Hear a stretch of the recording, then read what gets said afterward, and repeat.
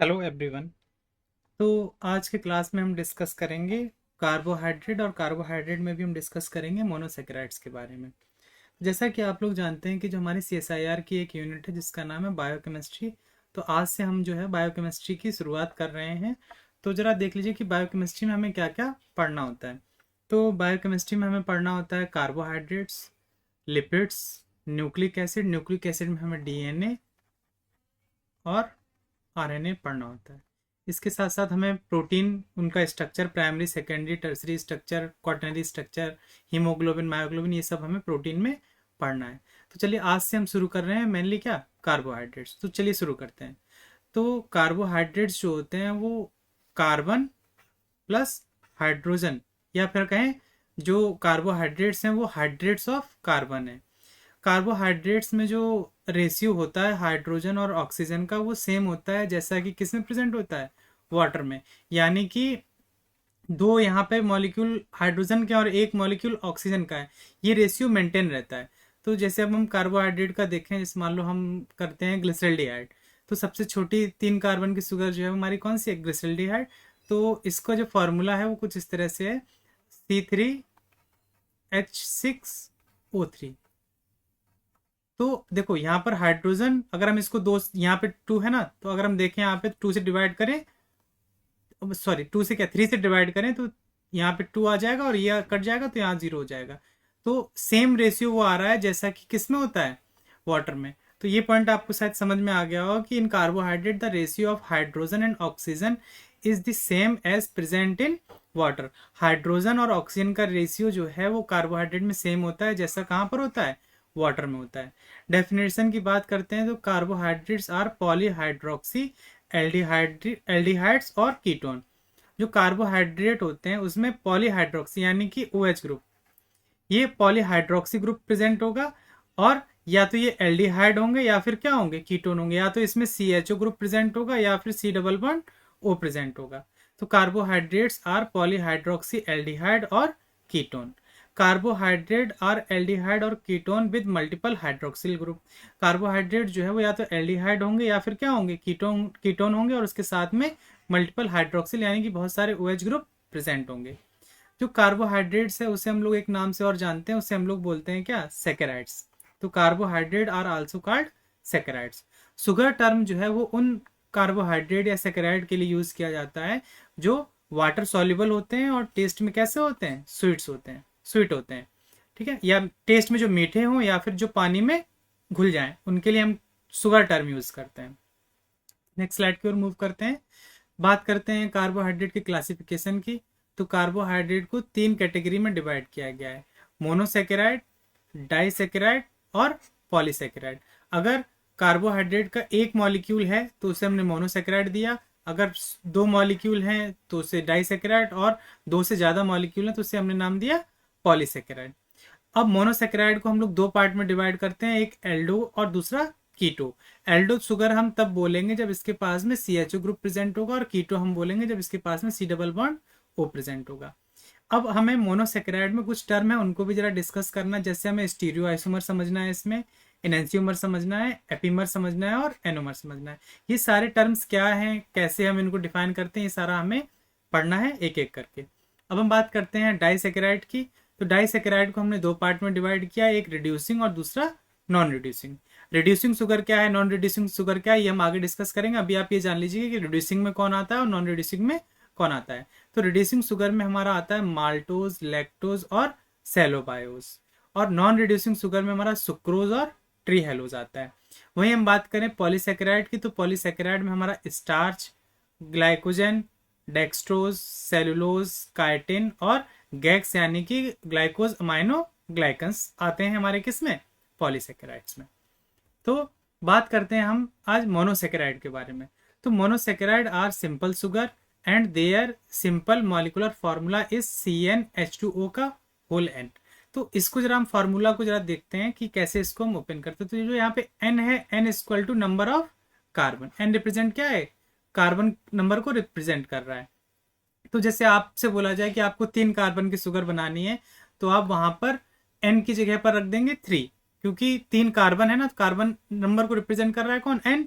तो अब जरा इसमें आप रखिए, तो 3, जब यहाँ बाहर फिर आप ब्रैकेट में रख दीजिए H2O, और बाहर भी क्या हो जाएगा 3। अब ये 3 जो है ये अंदर ब्रैकेट के मल्टीप्लाई कर देंगे इसमें हम, तो C3H6O3। तो ये 3 कार्बन की सबसे छोटी शुगर बन गई है। यही ऐसे आपसे बोला जाए कि 4 कार्बन की बनानी है, तो आप क्या करेंगे C4 यहाँ बाहर रखेंगे तो अंदर हो जाएगा, तो अंदर हो जाएगा 8 और O4। अब आप देख पा रहे हैं कि हाइड्रोजन और ऑक्सीजन का रेशियो सेम वही रहता है। अगर हम इसको काट दें तो 2:1 का रेशियो रहता है, यानी कि हाइड्रोजन के 2 मॉलिक्यूल होंगे और ऑक्सीजन का 1। तो इस तरह से हमने लास्ट स्लाइड में बोला था कि कार्बन जो इसका रेशियो होता है वो H2O के इक्वल होता है। कार्बन और हाइड्रोजन जैसे वाटर में होते हैं वैसे ही किस में होते हैं, कार्बोहाइड्रेट्स में होते हैं। सॉरी, कार्बन और हाइड्रोजन नहीं, ऑक्सीजन और हाइड्रोजन का रेशियो जैसा वाटर में होता है वैसे ही किस में होता है, कार्बोहाइड्रेट में होता है। चलिए नेक्स्ट पॉइंट की तरफ मूव करते हैं। Monosaccharide are not less than 3 carbon. जो मोनोसेकेराइड्स होते हैं वो 3 कार्बन से छोटे नहीं हो सकते। मिनिमम कितने कार्बन तक का हो सकता है मोनोसेकेराइड, 3 कार्बन। 3 कार्बन से अगर हम चाहेंगे दो कार्बन का शुगर बना तो 2 कार्बन का शुगर नहीं होता है। Monosaccharide are divided into 2 group on the basis of functional group. जो मोनोसेकेराइड है उससे हम लोग 2 ग्रुप में डिवाइड करते हैं कि उनके पास में फंक्शनल ग्रुप कौन सा है। अगर एल्डो ग्रुप यानी कि उनके पास में CHO ग्रुप है तो उससे हम लोग एल्डो शुगर बोलेंगे, और या फिर उनके पास में C double bond O group है तो उससे हम लोग कीटो शुगर बोलेंगे। एल्डो शुगर जो होती है वो प्रेजेंट होती है जो बैकबोन होती है कार्बन की उसके एंड पर, ठीक है। और जो कीटो शुगर जो कीटो ग्रुप है वो हमारा प्रेजेंट होता है कार्बन की सेकंड पोजीशन पर। जैसे मान लो हम 3 कार्बन की सबसे छोटी शुगर बना रहे हैं तो यहाँ पर जो CHO ग्रुप है वो हमारा यहाँ पर प्रेजेंट होगा, और अगर हम यही कीटो की बात करें तो ये फर्स्ट कार्बन हो गया, ये सेकंड कार्बन हो गया। तो जो कीटो ग्रुप होता है वो हमेशा सेकंड कार्बन पर, और जो एल्डो ग्रुप होता है वो हमारा फर्स्ट कार्बन पर प्रेजेंट होता है। बात करते हैं the backbone of monosaccharide consist of carbon while oxygen and hydrogen covalently link to the backbone as a side group. जो हमारी बैकबोन होती है, जैसे हम लोग जैसे अपने बॉडी की बात करें तो जो हमारा बैकबोन है जो उसको हम लोग रीढ़ की हड्डी बोलते हैं, तो वैसे उसी तरह से जो हमारा शुगर का स्ट्रक्चर है उसमें जो शुगर की बैकबोन होती है वो किसकी बनी होती है, कार्बन की बनी होती है, और जो इसमें हाइड्रोजन और ऑक्सीजन जो है वो साइड ग्रुप के रूप में लगे रहते हैं। तो कार्बोहाइड्रेट की बैकबोन किसकी बनी हुई है, कार्बन की बनी हुई है। Common aldo and keto sugar, तो सबसे छोटी जैसे हमें पता है 3 कार्बन की शुगर होती है, उससे छोटी शुगर नहीं होती। तो हमें दोनों के लिए डिस्कस करना है, एल्डोलेस के लिए भी, एल्डो के लिए भी डिस्कस करना है, एल्डो शुगर कौन कौन सी है, और कीटो शुगर के लिए भी हमें डिस्कस करना है। तो 3 कार्बन की जो सबसे छोटी शुगर होती है हम लोग उसे नाम देते हैं ट्रायोज। ट्राई मतलब 3 और ओज रिप्रेजेंट किया जा रहा है शुगर के लिए। 3 कार्बन की सबसे छोटी शुगर को नाम दिया गया क्या, ट्रायोज। एल्डो शुगर की अगर हम बात करेंगे तो ग्लिसरॉल्डिहाइड 3 कार्बन की सबसे छोटी शुगर होती है। वहीं अगर हम कीटो शुगर की बात करेंगे तो डाईहाइड्रोक्सी एसीटोन जो है वो कीटोन सबसे छोटी शुगर होती है कीटो की। अब देखो इन दोनों शुगर के बारे में आपने कहाँ डिस्कस किया है, तो जब हम बात कर रहे थे मेटाबॉलिज्म की तो वहां पर एल्डोलेज जो है वो 6 कार्बन शुगर यानी कि फ्रक्टोज 1,6 बाइफॉस्फेट को तोड़ दे रहा था 2 पार्ट में। इसको ब्रेक कर रहा था ग्लिसरॉल्डिहाइड 3 फॉस्फेट में और डाईहाइड्रोक्सी एसीटोन फॉस्फेट में, और ये दोनों आपस में इंटर कन्वर्जिबल थे with the help of TPI enzyme यानी कि ट्रायोस फॉस्फेट आइसोमरेज। तो यानी कि जो हमारी ग्लाइकोलिसिस है वहां पर एल्डो टू कीटो शुगर का कन्वर्जन किया जा रहा था with the help of TPI enzyme. चलिए वो आप एक बार चेक कर लीजिएगा कि जो वहां पर हमने डिस्कस किया है वो किस तरह से आगे बढ़ते हैं। तो हम बात करते हैं 3 कार्बन की सबसे छोटी शुगर के बारे में। तो इसका जो फॉर्मूले की अगर हम बात करें तो जो हमने पीछे डिस्कस किया है तो CN ब्रैकेट H2ON। अब यहाँ पर N की जगह हमें क्या रखना है 3, तो इसका फॉर्मूला जो हो जाएगा C3H6O3। ये फॉर्मूला देख करके हम नहीं बता पाएंगे कि ये एल्डो शुगर है कि कीटो शुगर है, इसके लिए हमें इसका स्ट्रक्चर देखना जरूरी होता है। तो 4 कार्बन की जो शुगर होती है उसे हम लोग नाम देते हैं टेट्रोज। टेट मतलब 4 और ओज मतलब शुगर। एल्डो शुगर इसमें होती है 4 कार्बन की, इरिथ्रोज नाम देते हैं, और जो कीटो शुगर होती है उसे हम लोग नाम देते हैं इरिथ्रोलोज। अगर हम बात करें फॉर्मूले की तो यहाँ पर हो जाएगा C4H8O4। बात करें 5 कार्बन की शुगर की तो इसको हम लोग नाम देते हैं पेंटोज। 5 कार्बन की जो एल्डो शुगर होती है उसे हम लोग राइबोज नाम देते हैं, और जो कीटो शुगर होती है उसे रिबोलोज नाम देते हैं। जो राइबोज शुगर है इसका यूज जो है वो आप DNA बनाने में या RNA बनाने में यूज करते हैं। तो इसका अगर हम फॉर्मूले की बात करें तो इसका हो जाएगा यहाँ पर C5H10 और O5। वहीं अगर हम बात करें 6 कार्बन शुगर की, तो 6 कार्बन की जो एल्डो शुगर होती है इसे ग्लूकोज नाम दिया जाता है, और जो कीटो शुगर होती है इसे हम लोग नाम देते हैं फ्रक्टोज। तो इसका अगर फॉर्मूला देखें तो C6H12O6। तो इस तरह से हमने देखा कि एल्डो शुगर जो है 3 कार्बन, 4 कार्बन, 5 कार्बन, 6 कार्बन, उनको हमने क्या नाम दिया, और कीटो शुगर जो है वो 3, 4, 5, 6 कार्बन की, उनको हमने क्या नाम दिया। और यहाँ पर हमने देखा कि उनका जो फॉर्मूला है वो किस तरह से है। अब हम बात करते हैं इनके लीनियर स्ट्रक्चर की। तो हम एक एक करके अब हम एल्डो शुगर और कीटो शुगर दोनों के लीनियर स्ट्रक्चर को डिस्कस करेंगे। तो 3 कार्बन की जो सबसे छोटी एल्डो शुगर थी उसे हमने नाम दिया था ग्लिसरल्डिहाइड। तो ग्लिसरल्डिहाइड में 3 कार्बन है, तो हम सबसे पहले क्या करेंगे, 3 कार्बन बना लेंगे। तो फर्स्ट, सेकेंड, थर्ड। और हमने पता किया था कि जो एल्डो शुगर है उसमें क्या होता है, CHO ग्रुप प्रेजेंट होता है। तो सबसे पहले कार्बन पर हम क्या करेंगे, CHO ग्रुप जोड़ देंगे। तो ये हमारा first carbon, second carbon, third carbon. अब हम क्या करते हैं कि जो इनकी जो बैलेंसी है इसको हम OH ग्रुप लगा देंगे इस तरफ, और बाकी जो रेस्ट जो बैलेंसी है वो हम हाइड्रोजन से पूरी कर देंगे। तो ये हमारी 3 कार्बन की सबसे छोटी शुगर का स्ट्रक्चर बन गया, जिसे हमने नाम दिया है ग्लिसरल्डिहाइड।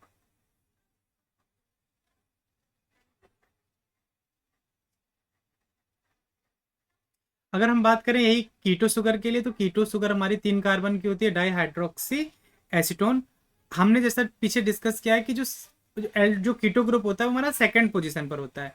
तो हम सबसे पहले कार्बन बैकबोन बनाएंगे, और सबसे पहले हम क्या करेंगे, सेकंड पोजीशन पर हमने कीटो ग्रुप लगा दिया। राइट साइड जो बैलेंसी है वो हम OH ग्रुप से पूरी करते हैं, और जो लेफ्ट साइड की है उससे हम लोग हाइड्रोजन से पूरा करेंगे। अब देखिए, इसका जो फॉर्मूला था वो था C3H6O3। अब आप इसमें देखिए ऑक्सीजन 3 कहाँ पर है, तो पहला ऑक्सीजन, दूसरा ऑक्सीजन, तीसरा। हाइड्रोजन 6 होने चाहिए, तो 1, 2, 3, 4, 5, 6। और कार्बन कितने होने चाहिए, 3, तो 1, 2, 3। इस तरह से हम देख पा रहे हैं कि ये स्ट्रक्चर जो है, जैसा फॉर्मूला है उसका स्ट्रक्चर हमने ये लीनियर बना लिया है। तो ये हो गई हमारी 3 कार्बन की एल्डो शुगर और 3 कार्बन की कीटो शुगर। ये है ग्लिसरल्डिहाइड, और दूसरी है हमारी dihydroxy Aston, DHA, dihydroxy Aston. वहीं अगर हम बात करें 4 कार्बन की शुगर की, तो सबसे पहले हमें क्या करना है, 4 कार्बन की बैकबोन बना लेनी है, और जो फर्स्ट पोजीशन है वहां पर हमें CHO ग्रुप को जोड़ देना है। राइट साइड बैलेंसी हम पूरी करेंगे OH ग्रुप से, और बाकी हम पूरी करते हैं हाइड्रोजन से। तो ये हमारी बन गई 4 कार्बन की शुगर, एल्डो शुगर, जिसे हम लोग नाम देते हैं इरिथ्रोज। और वहीं हम बात करें कीटो शुगर की, तो अगर हम उसका स्ट्रक्चर बनाएं तो सबसे पहले हम बैकबोन बनाएंगे। सेकंड पोजीशन पर हमें क्या लगाना है, कीटो ग्रुप, और बाकी बैलेंसी हम राइट साइड पूरी करेंगे OH ग्रुप से, और बाकी हम लगा देंगे क्या, हाइड्रोजन। ये हमारी बन गई 4 कार्बन की शुगर, जिसे हम लोग नाम दे रहे हैं इरिथ्रोलोज। ये है इरिथ्रोलोज।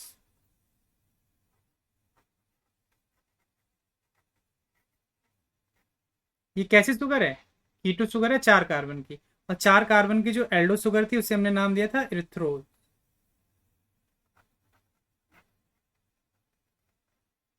अब इसी तरह से हम बात करते हैं 5 कार्बन के शुगर की। तो सबसे पहले हमें 5 कार्बन की बैकबोन बना लेनी है, और जो पहली पोजीशन पर है वहां पर हमें एल्डिहाइड ग्रुप लगा देना है। बाकी बैलेंसी हम पूरी करेंगे किससे, OH से राइट साइड में, और लेफ्ट साइड में हम पूरी करते हैं उसको हाइड्रोजन से। तो ये हमारा 5 कार्बन की जो शुगर है राइबोज, उसका लीनियर स्ट्रक्चर बन गया है। ये कैसी शुगर है, एल्डो शुगर है। वहीं हम बात करें कीटो शुगर के 5 कार्बन के स्ट्रक्चर की, तो सबसे पहले बैकबोन बनाएंगे, और सेकंड पोजीशन पर हमें कीटोन ग्रुप लगा देना है, राइट साइड OH ग्रुप लगा देना है। बाकी वैलेंसी को हम पूरा कर देंगे किससे, हाइड्रोजन से। यहाँ पर नहीं लगता है, सॉरी। तो ये हमारी बन गई 5 कार्बन की कीटो शुगर, जिसे हम लोग नाम देते हैं रिबुलोज। अब हम बात करेंगे 6 कार्बन शुगर की। तो 6 कार्बन की जो एल्डो शुगर होती है उसे हम लोग नाम देते हैं ग्लूकोज। तो सबसे पहले हम कार्बन बैकबोन बनाएंगे। ये 6 कार्बन हो गए। पहले वाले के साथ में हम एल्डो ग्रुप लगा देंगे। राइट साइड की बैलेंसी हम OH ग्रुप से पूरी करेंगे। तो बाकी जगह पर हम हाइड्रोजन।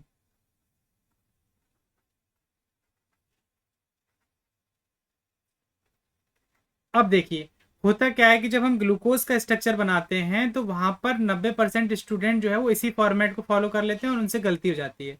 तो जो ग्लूकोज है उसमें आपको याद रखना है कि जो थर्ड पोजीशन है, यानी कि फर्स्ट कार्बन, सेकंड कार्बन और ये थर्ड कार्बन, इसमें थर्ड कार्बन पे क्या होता है कि जो OH का जो ओरिएंटेशन है वो बदल जाता है। यानी कि थर्ड कार्बन पर जो OH है वो लेफ्ट साइड चला जाएगा और राइट साइड क्या बचेगा, केवल हाइड्रोजन।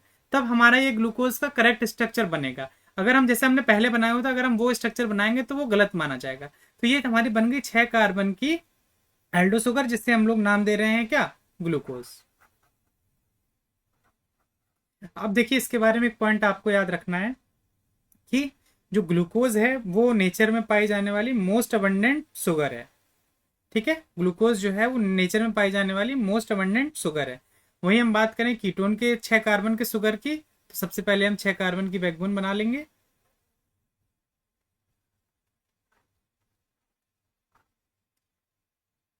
ये फर्स्ट वाला है, इसके साथ हमने OH लगाया, सेकंड वाले के साथ में हमने O जोड़ा, यानी कि ये कीटो ग्रुप है। थर्ड पोजीशन पे हमें याद रखना है कि जब 6 कार्बन की शुगर हम बनाते हैं तो वहां पर ओरिएंटेशन जो है वो चेंज हो जाता है, यानी कि OH लेफ्ट साइड चला जाएगा और इस तरफ क्या बचेगा, H, बाकी सब जगह OH रहेगा। बाकी बैलेंस हम पूरी करेंगे किससे, हाइड्रोजन से। तो ये हमारी बन गई है 6 कार्बन की शुगर, जिसे हम लोग नाम देते हैं कीटो में क्या, फ्रक्टोज। इसके बारे में हमें एक पॉइंट याद रखना है कि ये स्वीटेस्ट मोनोसेक्राइड होता है। अगर आपसे कभी पूछा जाए एग्जाम में कि स्वीटेस्ट मोनोसेक्राइड कौन है, तो आप नाम किसका लेंगे, फ्रक्टोज का। और अगर आपसे पूछा जाए कि मोस्ट अबंडेंट मोनोसेक्राइड कौन है, तो आप नाम लेंगे किसका, ग्लूकोज का। तो ये हमने देख लिया कि जो हमारा एल्डो शुगर है और कीटो शुगर है उनका स्ट्रक्चर किस तरह से बनाते हैं, लीनियर स्ट्रक्चर। चलिए हम आगे बढ़ते हैं। तो अब हम बात करते हैं मोनोसेकेराइड की कुछ कैरेक्टरिस्टिक प्रॉपर्टी हैं उनके बारे में। तो जो मोनोसेकेराइड होते हैं ये हमारे हाइड्रोफिलिक होते हैं। हाइड्रोफिलिक मतलब हम बोलेंगे कि वाटर में सॉल्युबल होते हैं। अगर हम, जैसे आपने देखा होगा कि शुगर को आप पानी में घोलिए तो वो डिजोल्व हो जा रहा है, तो वो कैसा है, हाइड्रोफिलिक। तो पहला कैरेक्टर इनका है कि ये हाइड्रोफिलिक होते हैं। दूसरा, कलरलेस होते हैं, यानी कि इनका खुद का कोई कलर नहीं होता है। तीसरा पॉइंट, इनके ऊपर कोई भी चार्ज नहीं होता है। और सबसे लास्ट पॉइंट जो है वो ये टेस्ट में कैसे होते हैं, मीठे होते हैं, यानी कि स्वीट होते हैं। चलिए आगे बढ़ते हैं। तो अब हम बात करेंगे स्टीरियो आइसोमर। यहाँ पर देखिए हमने इस स्लाइड में दिया हुआ था कि स्टीरियो आइसोमर, इनेंसियोमर, इपीमर और एनोमर, ये मोनोसेकेराइड में हमें ये 4 चीजें पढ़नी है। तो हम सबसे पहले शुरू कर रहे हैं स्टीरियो आइसोमर के बारे में। तो isomeric monosaccharide having the same molecular formula but differ in their structural configuration are called stereo isomer. वे मोनोसेकेराइड्स जिनका मॉलिक्यूलर फॉर्मूला क्या हो, सेम हो, मॉलिक्यूलर फॉर्मूला कैसा हो, सेम हो, लेकिन जो उनका स्ट्रक्चर कॉन्फ़िगरेशन है वो अलग अलग हो। जैसे आप यहाँ पर देख पा रहे हैं कि एक अमाइनो एसिड है एलानिन, इसके हमने 3 स्ट्रक्चर बना रखे हैं। पहला स्ट्रक्चर ए, बी और तीसरा स्ट्रक्चर सी। तो उनका फॉर्मूला नहीं बदल रहा है, लेकिन जो उनके स्ट्रक्चर है वो बदल जा रहे हैं। तो ये हम इनको हम क्या बोलेंगे, स्टीरियो आइसोमर। तो नेक्स्ट पॉइंट में बोला गया stereo isomerism of sugar is due to the presence of chiral carbon. एक चीज हमें याद रखना है कि जो शुगर की जो स्टीरियो आइसोमेरिज्म होती है वो कायरल कार्बन की वजह से होती है। कायरल कार्बन क्या है, तो अभी हम आपको बता दे रहे हैं कि जैसे ये कार्बन है, इसकी जो वैलेंसी है वो चारों अलग अलग होनी चाहिए। इसको हम आगे भी डिटेल में डिस्कस करेंगे कि कायरल कार्बन क्या होते हैं। चलिए आगे देखते हैं। तो a molecule with only 1 chiral carbon, अब जैसे देखिए ये हमारा एक कार्बन है, इसके साथ में इसके कार्बन की वैलेंसी हमारी होती है 4। तो जो चारों वैलेंसी है वो अलग अलग मॉलिक्यूल से पूरी हो। जैसे यहाँ पर हमने ए लगा दिया फर्स्ट पे, सेकंड पे बी, थर्ड पे वाई और फोर्थ पर एक्स। अगर हम क्या करें बी की जगह हम यहाँ भी एक्स लगा दें तो ये चारों वैलेंसी एक जैसी नहीं है, तो ये हमारा कायरल कार्बन नहीं होगा। ठीक है, तो कायरल कार्बन की क्या कंडीशन है कि उसके चारों जो वैलेंसी है कार्बन की वो अलग अलग तरीके से फिल होनी चाहिए। तो a molecule with only one chiral carbon can have two stereoisomer. अब देखो एक मॉलिक्यूल है, उसकी कायरल कार्बन उसके पास एक है। तो आपको अगर स्टीरियो आइसोमर पता करना है, जैसे आपको बोला जाए कि ग्लूकोज का आपको स्टीरियो आइसोमर बताना है, तो सबसे पहले आपको क्या करना होगा कि ग्लूकोज में पता करना होगा कि कायरल कार्बन कितने हैं। और जैसे मान लो आपको पता चल गया कि ग्लूकोज में कायरल कार्बन जो है वो 5 है, तो आपको एक फॉर्मूला अप्लाई करना है जिसका है 2n। n is equal to number of chiral carbon. तो आपको क्या करना है 2n यानी कि 5 रख देना है, और जो भी आपका आंसर आएगा वो उतने नंबर आपके क्या हो जाएंगे, कायरल कार्बन हो जाएंगे। जैसे आप रख दीजिए 2 इंटू 2, 2 दूनी 4, 4 दूनी 8, 8 दूनी 16, 16 दूनी 32। यानी कि आपके ग्लूकोज के कितने स्टीरियोआइसोमर हो सकते हैं, 32 हो सकते हैं। फॉर एग्जाम्पल हमने ये अभी देखा, अभी एग्जैक्ट क्या है वो हम अभी आगे डिस्कस करेंगे। तो स्टीरियोआइसोमर निकालने के लिए फॉर्मूला होता है 2n। n equal to number of chiral carbon. अगर आपको कोई मॉलिक्यूल दे दिया जाए और कहा जाए कि इसमें कायरल कार्बन इतने हैं, तो आप उसके पॉसिबल स्टीरियोआइसोमर बता पाएंगे। अब एक टर्म और आता है जिसका नाम है इनेंशियोमर। तो stereoisomer that are mirror image to each other are called enantiomer. वे स्टीरियो आइसोमर जो एक दूसरे के क्या होते हैं, मिरर इमेज होते हैं, उन्हें हम लोग क्या नाम देंगे, इनेंशियोमर देंगे। जैसे आप क्या करें, आप शीशे के सामने खड़े हो जाएं, तो जो शीशे में आपकी परछाई बन रही है वो आपकी क्या है, मिरर इमेज है, और उससे हम लोग नाम देंगे क्या, इनेंशियोमर। जैसे यहाँ पर देखो ये मिरर है और इस मॉलिक्यूल की शैडो इस साइड बन रही है, तो ये दोनों आपस में एक दूसरे के क्या है, इनेंशियोमर है। ठीक है, नेक्स्ट पॉइंट है हमारा डाइस्टीरियोमर। तो वे स्टीरियो आइसोमर जो एक दूसरे के मिरर इमेज नहीं होते हैं उन्हें हम लोग नाम देते हैं क्या, डाइस्टीरियोमर। जैसे यहाँ पर इस इमेज में दिखाया गया है कि ये मॉलिक्यूल इस मॉलिक्यूल का मिरर इमेज है, यानी कि यहाँ पर जो लेफ्ट साइड में जो ग्रुप लगा हुआ है वो यहाँ पर कहाँ चला गया है, राइट साइड में आ गया है। अब हम बात करें कि ये मॉलिक्यूल इसका क्या है, डाइस्टीरियोमर है, क्योंकि ये मिरर इमेज नहीं है। ठीक है, तो जो मिरर इमेज है एक दूसरे के उन्हें हम लोग नाम देंगे इनेंशियोमर, और जो स्टीरियो आइसोमर मिरर इमेज नहीं है उन्हें हम लोग नाम देंगे क्या, डाइस्टीरियोमर। ये पॉइंट आपको याद रखना है। अब देखिए स्टीरियो आइसोमर को हम 3 कैटेगरी में डिवाइड करते हैं। पहला इनेंशियोमर, दूसरा डाइस्टीरियोमर और तीसरा हमारा एपीमर। इनेंशियोमर मतलब वे स्टीरियो आइसोमर जो एक दूसरे के क्या है, मिरर इमेज है, उसे हमने नाम दे दिया क्या, इनेंशियोमर। वे जो मिरर इमेज नहीं है उसे हमने नाम दे दिया क्या, डाइस्टीरियोमर।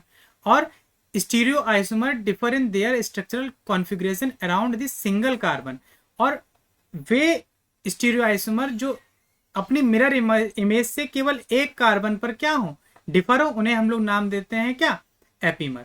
ये चीज हमें याद रखनी है, ये CSIR एग्जाम में पूछा भी गया है पहले कि एपीमर क्या है, कि मिरर इमेज तो है लेकिन उनमें एक कार्बन पर क्या है, डिफरेंस है। इसको भी हम आगे डिटेल में डिस्कस करेंगे। अभी आप इतना समझ लीजिए कि स्टीरियो आइसोमर 3 तरह के हैं, इनेंशियोमर, डाइस्टीरियोमर और एपीमर। इनेंशियोमर एक दूसरे के मिरर इमेज होता है, डाइस्टीरियोमर वो स्टीरियो आइसोमर जो एक दूसरे के मिरर इमेज नहीं है उन्हें हमने डाइस्टीरियोमर नाम दिया, और एपीमर क्या होता है कि केवल सिंगल कार्बन पर डिफर करते हैं वो। ठीक है, तो अब हम बात करेंगे इनेंशियोमर की। तो इनेंशियोमर क्या है, मिरर इमेज है। तो an enantiomer is also called an optical isomer और मिरर इमेज। तो इनेंशियोमर का दूसरा नाम भी है जिसे हम लोग ऑप्टिकल आइसोमर बोलते हैं, या फिर हम क्या बोलते हैं, मिरर इमेज बोलते हैं।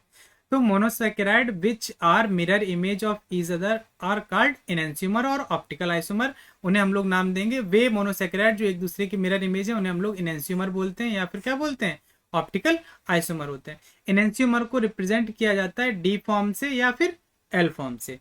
अब यहाँ पर देखिए एक नोट पॉइंट दिया गया है। अब हम ये समझते हैं कि कब हम शुगर को डी फॉर्म बोलेंगे और कब हम शुगर को एल फॉर्म बोलेंगे।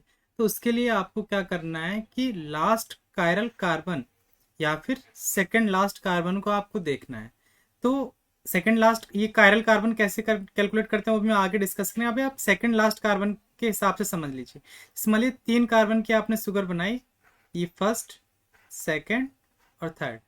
तो ये हमारी है क्या, एल्डो शुगर है मान लीजिए। तो यहाँ पे सबसे पहले हो जाएगा O H, C H O group यानी कि एल्डो ग्रुप हो गया। राइट साइड पे हम ओ एच ऐड करेंगे, बाकी बैलेंस ही हम हाइड्रोजन से पूरी करेंगे। तो ये हमारी 3 कार्बन की सबसे छोटी शुगर है, एल्डो शुगर, जिसका नाम है ग्लिसरॉल्डिहाइड। तो डी बोलेंगे या एल बोलेंगे, उसके लिए आपको क्या करना है, इसका सेकंड लास्ट कार्बन देखना है। सेकंड लास्ट कार्बन यानी कि ये हो गया सेकंड कार्बन, क्या है इसका सेकंड लास्ट कार्बन है। इस तरफ से फर्स्ट सेकंड और ये हो गया थर्ड। तो सेकंड लास्ट यानी कि थर्ड से पहले वाला, तो यानी कि second carbon. Present OH group अगर इसका राइट साइड प्रेजेंट है सेकंड लास्ट कार्बन का, ये राइट साइड है और ये क्या है, लेफ्ट साइड है। अगर सेकंड लास्ट कार्बन का OH ग्रुप अगर राइट साइड प्रेजेंट है तो उसे हम लोग नाम देते हैं क्या, डी फॉर्म। अगर यही OH ग्रुप अगर किस तरफ प्रेजेंट होता, लेफ्ट साइड अगर प्रेजेंट होता, तो उसे हम लोग नाम देते हैं क्या, एल फॉर्म। तो डी और एल का डिसीजन कैसे होगा, सेकंड लास्ट कार्बन को देख करके या फिर हम कहें लास्ट कायरल कार्बन को देख करके। तो ये 3 कार्बन की जो शुगर है इसमें कायरल कार्बन एक ही है, तो यानी कि जो एक कायरल कार्बन है वही उसका आखिरी कायरल कार्बन है। पहला देखो कायरल कार्बन है नहीं, क्योंकि यहाँ पर 2 बैलेंसेस पूरा हो गया। और कायरल कार्बन की क्या कंडीशन थी कि चारों जो है वो अलग अलग एटम से जुड़े होने चाहिए। तो ये पहला कार्बन भी कायरल नहीं है, और जो तीसरा है यहाँ पे 2 हाइड्रोजन आ गए, इसलिए ये भी कायरल कार्बन नहीं है। तो लास्ट कायरल कार्बन यानी कि सेकंड कार्बन ही हमारा क्या है, लास्ट कायरल कार्बन है, या फिर हम बोले सेकंड लास्ट कार्बन। तो डी और एल कैसे डिसाइड करेंगे, अगर सेकंड कार्बन या लास्ट कायरल कार्बन पर OH ग्रुप अगर राइट साइड है तो वो डी फॉर्म है, अगर लेफ्ट साइड है तो वो एल फॉर्म है। अब इसके बाद एक पॉइंट और है, most of the naturally occurring monosaccharide R D form. Mostly जो नेचर में पाए जाने वाले शुगर हैं वो हमारे कैसे हैं, डी फॉर्म होते हैं। अब जरा पीछे वाले जो हमने स्ट्रक्चर बनाए थे शुगर के, इनको जरा देखिए। तो ये हमारा था ग्लिसरॉल्डिहाइड का, तो इसका यही भी हमने डिस्कस किया, तो ये हमारा क्या हो जाएगा, डी ग्लिसरॉल्डिहाइड। यहाँ पर अगर हम बात करें तो ये भी हमारा हो जाएगा क्या, डी DHA। एक्चुअली में देखिए एक चीज ये भी है, ये 3 कार्बन का है ना, तो यहाँ पर हमारा कोई भी कायरल कार्बन नहीं है, तो डाईहाइड्रोक्सी एस्टोन के रिस्पेक्ट में हम डी और एल की बात नहीं करेंगे।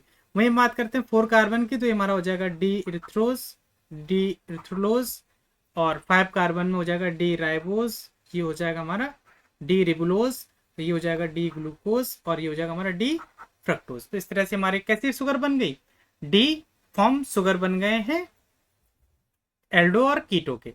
आगे बढ़ते हैं। अब ये हमने डिस्कस कर लिया है। अब इसमें देखिए इनएंसियोमर के बारे में जरा। तो यहाँ पर देखिए स्पाइडरमैन का इमेज दिया गया और ये मिरर लगा हुआ है बीच में, ठीक है। मिरर के जो उस तरफ जो बन रही है इमेज, या हम ये कहें कि दोनों जुड़वा हैं, तो ये दोनों एक दूसरे को इनएंसियोमर है, एक डी है और दूसरा क्या है, एल है, ठीक है। वैसे यहाँ पर भी देखिए इसका यहाँ पर राइट साइड है और इसका ये लेफ्ट साइड है, तो ये डी फॉर्म है और ये एल फॉर्म है। अब डी और एल का मतलब क्या होता है, अगर कोई मॉलिक्यूल कायरल कार्बन है तो जब हम उससे लाइट को पास कराएंगे तो वो प्लेन पोलराइज्ड लाइट को रोटेट करा देता है। उसके बेसिस पर हम बोलते हैं कि वो ऑप्टिकल एक्टिविटी है या नहीं है। तो अगर एक भी कायरल कार्बन मौजूद है तो वो प्लेन पोलराइज्ड लाइट को रोटेट कर देगा। तो अगर वो क्लॉकवाइज रोटेट करता है तो उसे हम लोग डी बोलेंगे, यानी कि डेक्स्ट्रो रोटेटरी, या फिर हम लोग इसे प्लस से रिप्रेजेंट करते हैं। अगर वो क्या करता है कि लाइट को काउंटर क्लॉकवाइज रोटेट करता है तो उसे हम लोग एल बोलते हैं, या निगेटिव सिंबल से रिप्रेजेंट करते हैं उसे हम लोग लीवो रोटेटरी बोलते हैं। तो अब आगे बढ़ते हैं हम, ठीक है। तो डी कब बोलेंगे, एल कब बोलेंगे, ये शायद आपको समझ में आ गया होगा। ऑप्टिकल एक्टिविटी की बात करें जो भी हम पीछे डिस्कस कर रहे हैं, तो ऑप्टिकल एक्टिविटी ऑफ मोनोसेकेराइड, तो all monosaccharide are optically active and can rotate plane polarised light except dihydroxy acetone. Dihydroxy acetone यानी कि जो 3 कार्बन की सबसे छोटी कीटो शुगर है, अगर हम उसको छोड़ दें तो सारे मोनोसेकेराइड जो है वो प्लेन पोलराइज्ड लाइट को रोटेट करा देते हैं। अब एक चीज ये याद रखिए कि प्लेन पोलराइज्ड लाइट को रोटेट कराने के लिए आपके पास कायरल कार्बन होना बहुत जरूरी है। अगर कायरल कार्बन नहीं है तो प्लेन पोलराइज्ड लाइट को रोटेट नहीं करा पाएंगे। तो कायरल कार्बन हम कैसे काउंट करेंगे, तो कायरल कार्बन का मतलब हुआ कि ये एक कार्बन है, ये 4 अलग अलग वैलेंसी से जुड़ा हुआ है। यहाँ पर हम कर देते हैं ई, ताकि आपको आसानी रहे। तो ये 4 अलग अलग वैलेंसी हैं इसकी। तो ये कैसा कार्बन है? कायरल कार्बन है। अगर आपको एल्डो शुगर दिया गया है तो उसको कायरल कार्बन काउंट करने के लिए आपको -2 करना है, और अगर कीटो शुगर दिया गया है तो उसके कायरल कार्बन को काउंट करने के लिए आपको -3 करना है। तो कीटो शुगर में सबसे छोटी 3 कार्बन की शुगर होती है डाइहाइड्रोक्सी एस्टोन। तो अगर हम 3 में से -3 कर देंगे तो यहाँ बचेगा 0, यानी कि डाइहाइड्रोक्सी एस्टोन के पास में कोई भी कायरल कार्बन नहीं है। इसीलिए डाइहाइड्रोक्सी एसीटोन जो है वो ऑप्टिकली इनएक्टिव होता है, ये प्लेन पोलराइज्ड लाइट को रोटेट नहीं कर सकता। शायद आपको ऑप्टिकल एक्टिविटी समझ में आ गई हो मोनोसेकेराइड्स की। चलिए आगे बढ़ते हैं, बात करते हैं एपीमर की। तो मोनोसेकेराइड जिनका मॉलिक्यूलर फॉर्मूला क्या हो, सेम हो, लेकिन वो अपने स्ट्रक्चरल कॉन्फ़िगरेशन में केवल एक कार्बन पर क्या हो, डिफर करते हो, उन्हें हम लोग नाम देते हैं एपीमर। ये बीच में हमारा स्ट्रक्चर जो बना हुआ है, ये स्ट्रक्चर बना हुआ है हमारा ग्लूकोज का। तो ग्लूकोज पे जो 3rd पोजीशन पर OH ग्रुप होता है वो हमारा राइट से किधर चला जाता है, लेफ्ट की तरफ होता है। तो ये हमारा ग्लूकोज का स्ट्रक्चर है। बात बोला गया है क्या कि एक सिंगल कार्बन पर डिफरेंस होना चाहिए, तभी हम उसको क्या बोलेंगे, एपीमर बोलेंगे। तो ग्लूकोज के 2 एपीमर होते हैं, एक गैलेक्टोज होता है और दूसरा मैनोज। एक एपीमर गैलेक्टोज है और दूसरा क्या है, मैनोज है। मैनोज जो होता है वो 2nd पोजीशन पर, यहाँ से हम फंक्शनल ग्रुप से काउंट करें तो ये 1st carbon, 2nd carbon, 3rd, 4th, ये हो जाएगा 5th और ये हो जाएगा 6th। जो मैनोज है वो 2nd पोजीशन पर, ग्लूकोज में देखिए OH ग्रुप जो है 2nd पोजीशन पर वो राइट साइड है, लेकिन मैनोज में क्या हुआ है, OH ग्रुप किधर चला गया, लेफ्ट साइड है। यानी कि पूरा स्ट्रक्चर आप दोनों का मैच कराएंगे तो सेम है, केवल डिफरेंस कहाँ पर है, 2nd पोजीशन पर। और हमारी डेफिनेशन में क्या बोल रहा था कि सब कुछ सेम हो लेकिन एक केवल सिंगल कार्बन पर क्या हो, डिफरेंस हो, तो उसे हम लोग नाम देते हैं क्या, एपीमर। तो ग्लूकोज का एपीमर है मैनोज, कौन सी पोजीशन पर, 2nd पोजीशन पर। ठीक है, बात करते हैं अब गैलेक्टोज की। तो ये ग्लूकोज का स्ट्रक्चर है और ये है गैलेक्टोज का स्ट्रक्चर। कार्बन की बात करें तो 1st, 2nd, 3rd, 4th, 5th और ये 6th। अब आप डायरेक्ट यहाँ पर जहां मार्क किया हो गया है 4th पोजीशन पर देखिए, तो यहाँ पर OH ग्रुप जो है वो राइट साइड है, लेकिन यहाँ पर जो OH ग्रुप है वो किस तरफ है, लेफ्ट साइड है। और बाकी का पूरा स्ट्रक्चर कैसा है, सेम है। तो ग्लूकोज का एपीमर है गैलेक्टोज, कौन सी पोजीशन पर, 4th पोजीशन पर। तो यानी कि ग्लूकोज के 2 एपीमर हैं, पहला मैनोज 2nd पोजीशन पर है और गैलेक्टोज जो है वो 4th पोजीशन पर है। अब एक पॉइंट और आपको याद रखना है कि जो बायोकेमिकल प्रॉपर्टीज होती है वो एपीमर की वो अलग होती है। यानी कि अब अगर आप बोलें कि ग्लूकोज है वैसे ही गैलेक्टोज होगा, नहीं। तो जो बायोकेमिकल प्रॉपर्टीज जो है वो क्या हो जाती है, अलग हो जाती है, क्योंकि एक कार्बन में क्या आ जाता है, डिफरेंस आ जाता है। Mannose and galactose are not epimer to each other because they differ in their structural stereochemistry around 2 carbon. अब हम बात करें कि मैनोज और गैलेक्टोज क्या दोनों आपस में एपीमर हैं, तो ये दोनों आपस में एपीमर नहीं है, क्योंकि इसमें देखिए 2 जगह पर डिफरेंस आ रहा है, इसलिए ये क्या है, एपीमर नहीं है। ग्लूकोज के 2 एपीमर हैं, मैनोज और गैलेक्टोज। अब देखिए इससे रिलेटेड क्वेश्चन एक CSIR के एग्जाम में पूछा गया था दिसंबर जून 2018 के में। ठीक है, दिसंबर नहीं, जून 2018 के में एग्जाम में पूछा गया था। उसको देखिए क्या पूछा गया था, इसमें C सेक्शन में ये पूछा गया था 4 नंबर के लिए। तो following are structure of stereo isomer of aldohexoses. देखो यहाँ पे सब में CHO ग्रुप लगा हुआ है, यानी कि ये कौन सी शुगर, एल्डो, और हेक्सोजेस यानी कि इसके पास में टोटल कितने कार्बन है, 6। तो इसको नाम दे दिया क्या, Aldo hexoses, which differ in the stereo chemistry. इसके लिए जो बोला गया है कि अपनी स्टीरियो केमिस्ट्री में क्या है, डिफर है। यहाँ पर दिया गया है मैनोज, ग्लूकोज और गैलेक्टोज, नीचे उनके ऑप्शन दे दिए गए हैं। तो based on above statement, sorry below on above structure following information was given below. तो फर्स्ट ऑप्शन में बोल रहा है D glucose and D mannose are epimer.